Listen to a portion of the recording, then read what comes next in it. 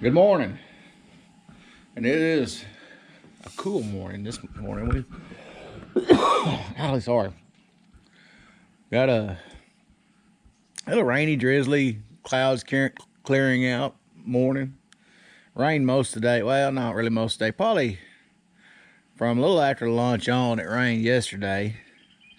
And then this looks like the back side of the swirl of the low coming through, so it might get a little breezy out of the north here a little bit as that thing starts pulling away from us. It's about 42 degrees this morning, not a bad temperature.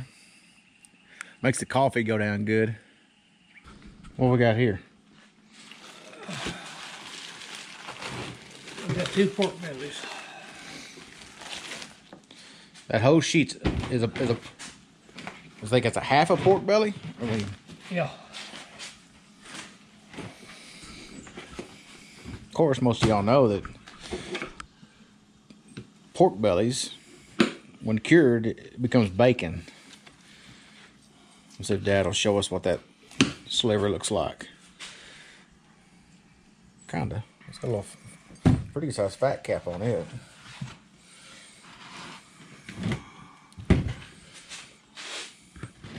All he's doing is just squaring it up. That's where we're making bacon. We make our own. We still buy some store-bought stuff on occasion, but these pieces, he'll cure them, and that'll go into beans or greens, collard greens, and all that good stuff. There's a lot of people, I mean, you go in there and buy these squares like that, and there's some waste to it if you don't go ahead and cure that out.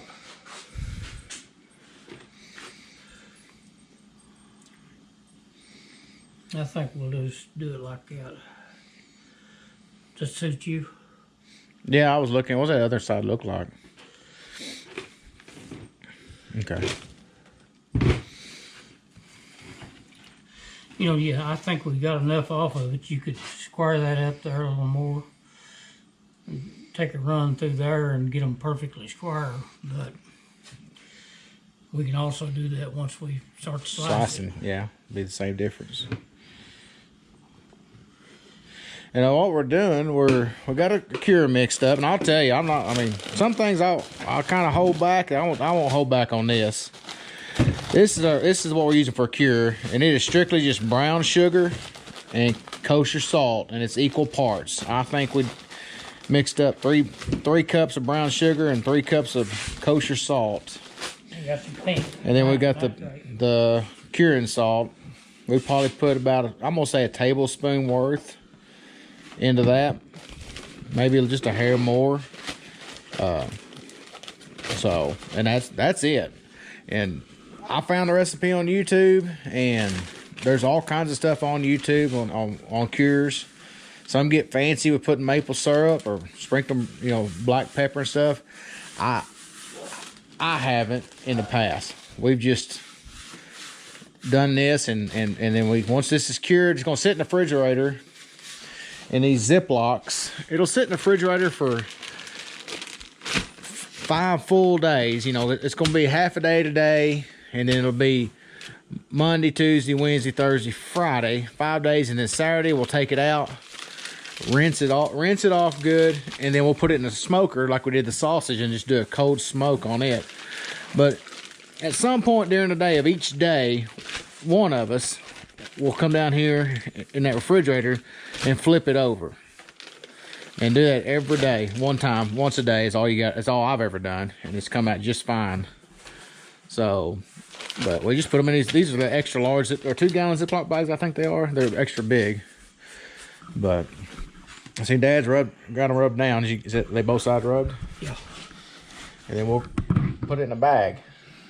What this cure does, for those of you that don't know, most people know, all we're doing is drawing the moisture out of it. And we use the salt and brown sugar, and that brings the moisture out of the meat. And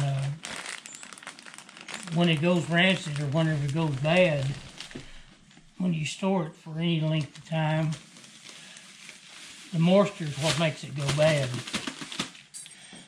So, you know, the old timers, they'd dry cure this thing, and there's also a wet cure, but most of them would dry cure and get the moisture out of it. And now it's salty. You take some of that home cured like they used to do, and like I used to do when I started out, and you eat some bacon every morning, and you don't get too far from a water jar for the rest of the day. It is pretty salty. Oh boy, Monteg's got the water service over there, and he liked it when Dad came and brought his hams and stuff. He knew he was fixing to get a lot of water consumption out of folks. Yeah, water bills go high. In case y'all noticed, Dad showed me this little trick on these bags. If you'll flip that under, that keeps your Ziploc from getting all that salt and sugar in it and keeps it from sealing. So if you flip that down, you keep that thing clean. Little trick. These little chunks right here, we're gonna do them just like we do the bacon. We're gonna cure it, and we're gonna smoke it, and we'll stick it up in some bags. And then when we make red beans or black-eyed peas or collard greens, we're real good in collard greens, any kind of greens. That's a chunk of meat right there now. That's thick. I'm not going to do much trimming on that. Well, we're looking at day 7 on our bacons. I said 6, but a few things got in the way, and we're going to day 7, and it's not going to really hurt anything. In my previous experiences, it's been maybe just be a little hair salt here, but it's not a big deal. So, yeah, we're rinsing these things off. I got y'all good here now. Like that.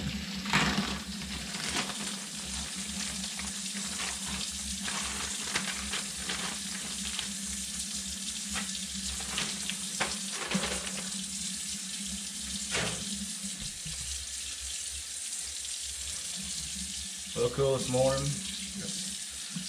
Smoker about ready to go. I think Dad's fixing to come in. I think he's up this morning.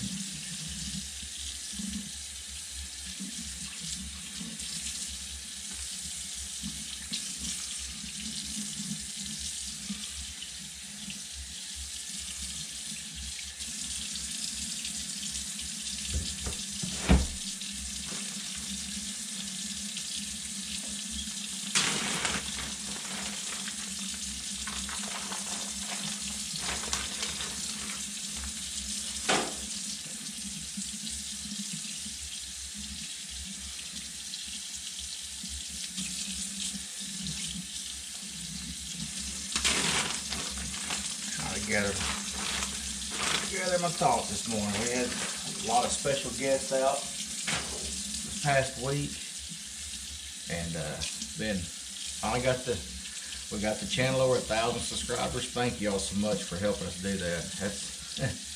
It's a big goal for a channel. It's a big goal for me. So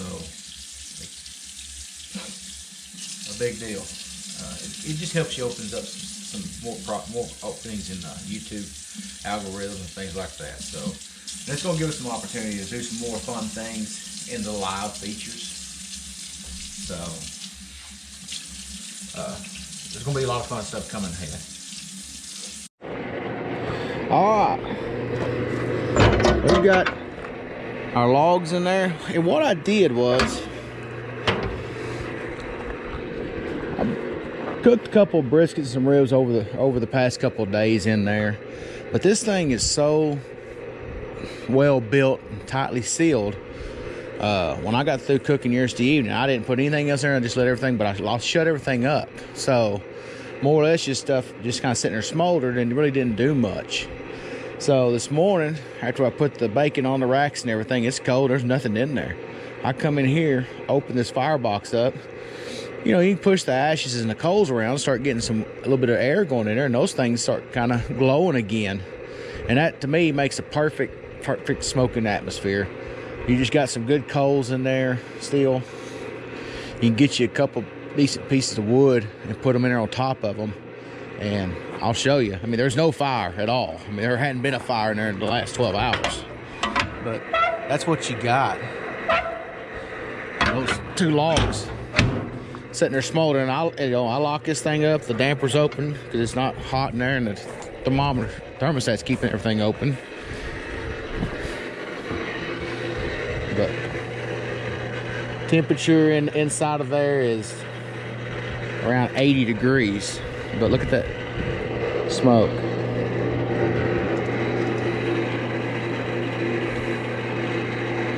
And that's our brisket piece, or brisket piece. I've been cooking briskets. That's our bacon slabs. Old smoke's just kind of lazy hanging in there. And here comes a slab that's got the pieces next to it. Right there. So yeah, we're gonna let that go just like that for about 4 hours is typically what I do. So it smells good. That pecan's what I have in there, and I love the smell of pecan cooking. It's just a very pleasant smell, and it'll taste good with that on that bacon. So people asking what I use. I use a combination of wood, but I use oak, pecan, and pork I use pecan. Oak is what I use for my beef. So anyway, all right, we'll hot you a little bit.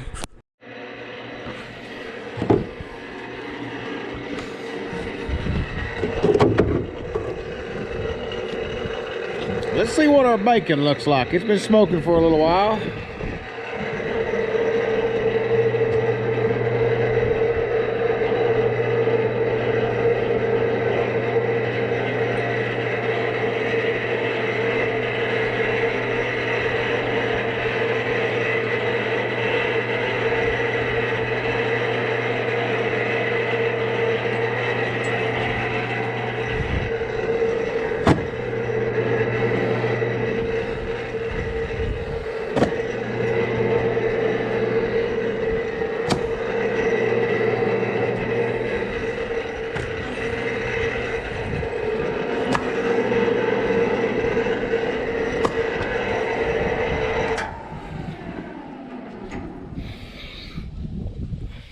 There we go.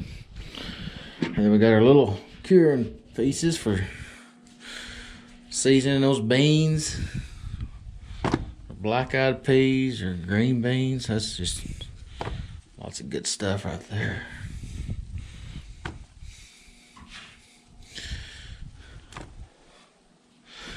Okay, I'm gonna set it in the refrigerator and let it cool, chill for overnight. And he's gonna get up and got a commercial slicer, and he'll slice it all up, and they'll put it in, package it in the vacuum sealer, and we'll show you after that, I guess. I hate to miss that part, but I gotta go back to work, unfortunately. Look at this bluebird day. Isn't it pretty? Like, thanks again to the guys that have subscribed and got us over that 1,000 mark.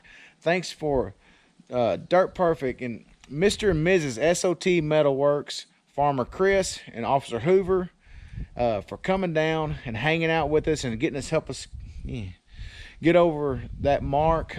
Check out those channels, and I'll leave the links in the description for y'all, and because they are really come in to like what we're doing, and I've said in other videos that I feel like they've just kind of taken me under their wing and just been awesome to me.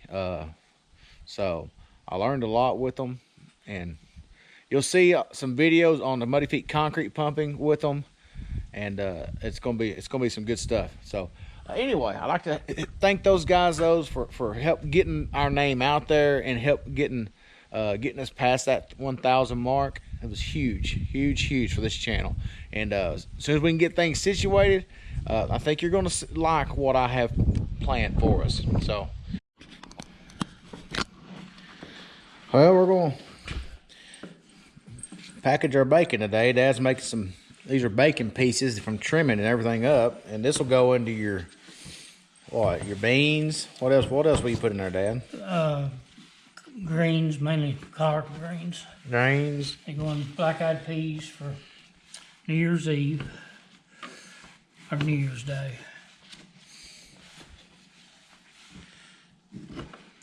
So, Red beans.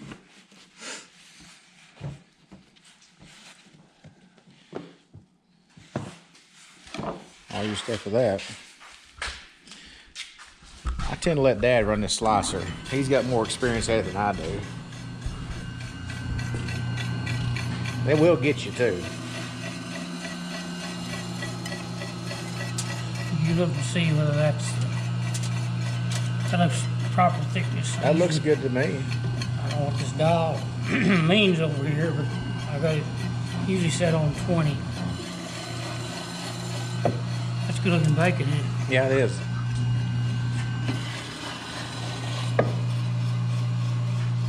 This bacon probably should have been sliced maybe a day or ago. What it does, it keeps on curing. And I had some this morning. It's a little on the salty side.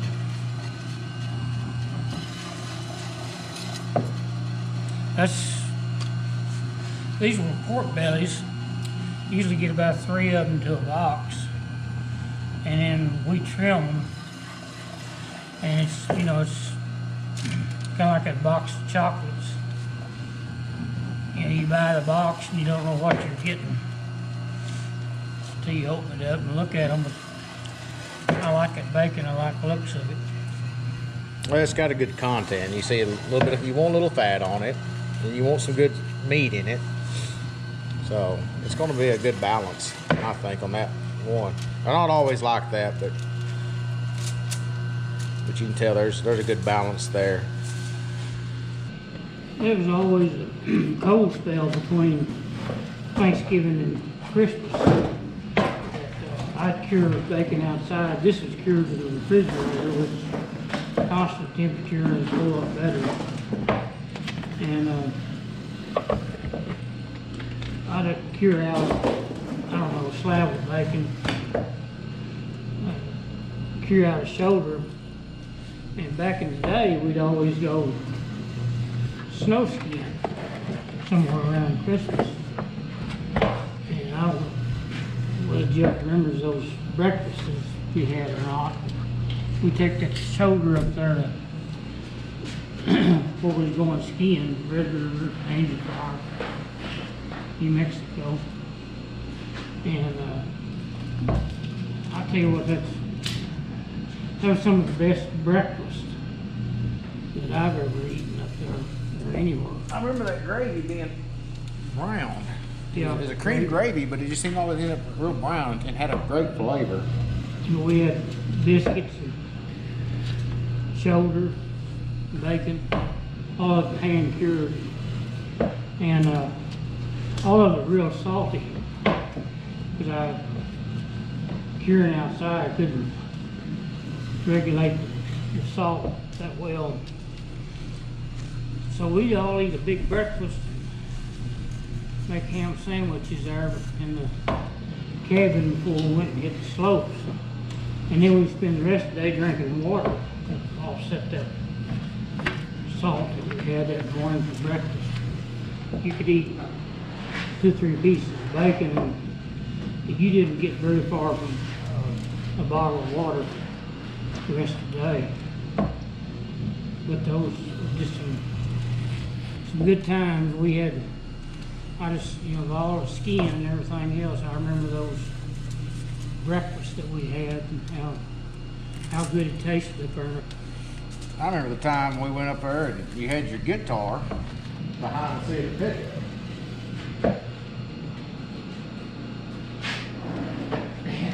You didn't loosen your strings up.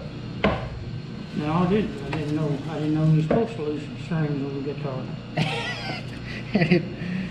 It bowed the flat top of your acoustic guitar. Yeah, and it was, when I traded it off, it was still bowed.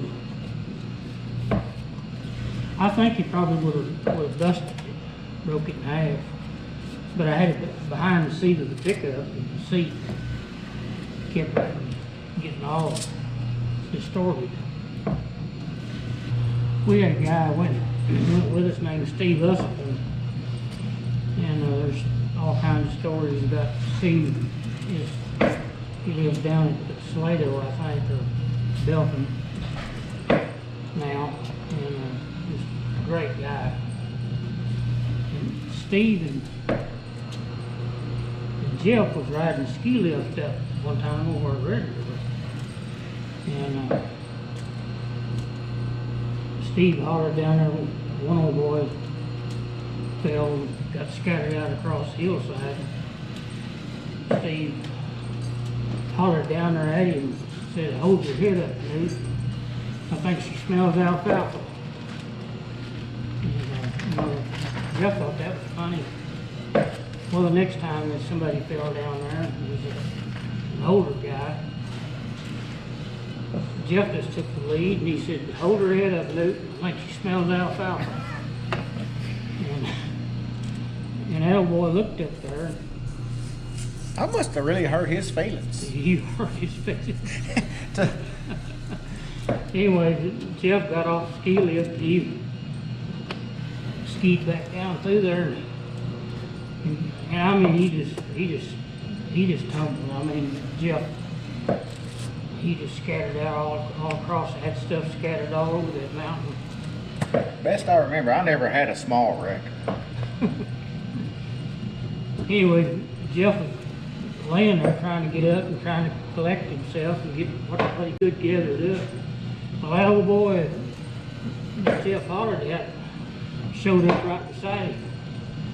Looked at Jeff and he said, "How's that alfalfa taste, son?" Like Jeff said, I guess Jeff hurt his feelings. Bill, remember who said that and what they look like. Good thing he wasn't a serial killer. Yeah. Hey, you've been number 27.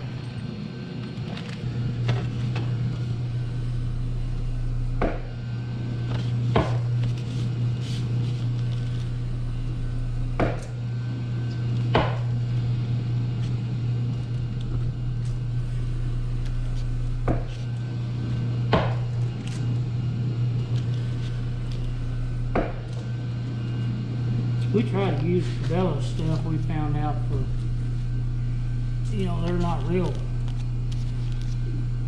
far as commercial, they're I guess a cheap commercial, but for our home purposes here, we like Cabela's, not that we're trying to get a sponsorship or anything. We would look at an offer of it though. Oh yeah. But this day and time, back in the day, we'd make a sausage, we'd hand grind it, hand stuff it. In this day and time, we've graduated up to some automation. It makes it easier, if you don't mind cheating. It's certainly. I keep telling Matt and Chase, eventually we'll just need bleachers.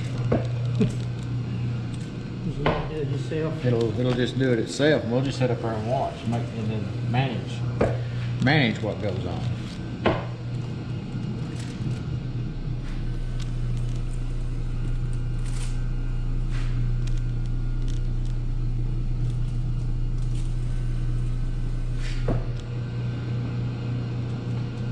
I think Cabela's ought to seriously look at us. I mean, we're ordinary people. We're everyday people. We've got our own walk-in coolers and our own stuff that everyday people would have.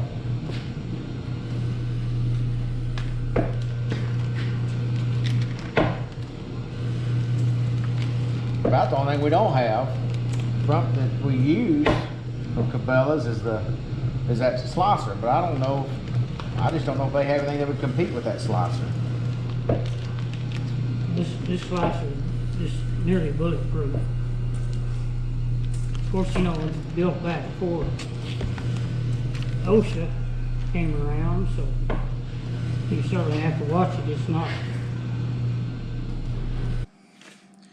Well, that worked out pretty good. That was a pound and I guess 0.5 ounces, and that's it. Everything's about a pound thereabouts, and then right there. So that's pretty close figures. All right, we got all packaged up in the foam trays. Dad's packaging his ends over there for the seasoning. We'll start vacuum sealing this stuff.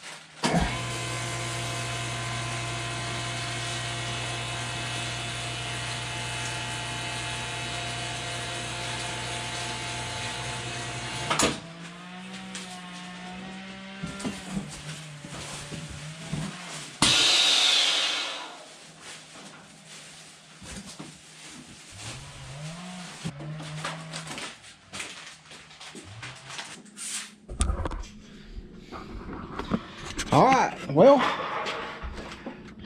bacon's in the freezer along with some other stuff. So another project is come to the end and ready for our enjoyment. But if you don't mind, if you hadn't already, subscribe. We really appreciate it. The channel's growing nicely, and it's because of y'all. We really appreciate it. Well, another project down, and as I'm pulling out my parents' gate, I can see 3 more sitting there looking at me, waiting to be tended to. It's never ending sometimes. But yeah, got the bacon packaged up, and golly, that lake looks smooth. I'd love to go crappie fishing, but I got to get back to town. Mom's got her Christmas decorations out. This is her decorating kind of year for her. She gets all her pretties out, gets them all fixed up. So they all look nice. Maybe this weekend we'll get a shot of them when it's dark and pretty, when the lights are prettied up and stuff. But all right, well, that's the end of this one. Thank y'all for watching so much. If you got any questions, comments, leave them down below. I'll visit with you. You know, some of that stuff we're just learning. So if you know something better, or if you want to learn something from us, which is not very often, leave a comment below, and let's visit. And that makes for good interaction. And I love meeting people on YouTube. I got friends seem like now all over the world from the concrete pumping channel, and I'm looking forward to starting to get some folks together on this having fun channel, because this is the fun channel for us. The concrete pumping channel, that's the work channel. The MuddyfeetTV, that's the fun channel. So, but with that being said, we got to get back to town and get back to reality. So we'll catch y'all on the next one. Thank you.